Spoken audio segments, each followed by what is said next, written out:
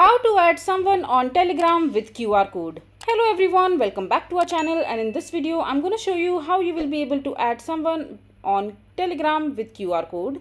So for that, just simply download the Telegram application in your mobile device, and after that just simply open it and just log into your account using your credentials.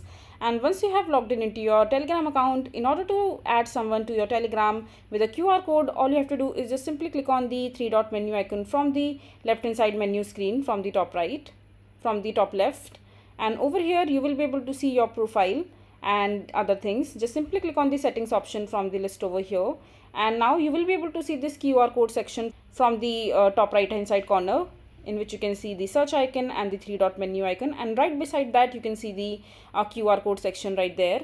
Now you can see your profile's QR code, and in order to add someone to the Telegram, you just simply have to share this particular QR code. You can also change the look and feel of this particular QR code right here, and you can send this QR code while clicking on the share QR code section, and you can select any of the platform like WhatsApp, Instagram, Slack, or any other platform through which you want to send this particular QR code. And if you want to join someone using a QR code, so all you have to do is just simply come back, and in the settings option itself just simply scroll down, and over here you will be able to see the option called devices. Just simply tap on it, and now you can see that link desktop device. Just simply tap on it, and just on your desktop just simply scan this particular QR code that has been showing in the screen, and your account will be linked quite successfully. So yeah, this is basically how you will be able to add someone on Telegram with QR code.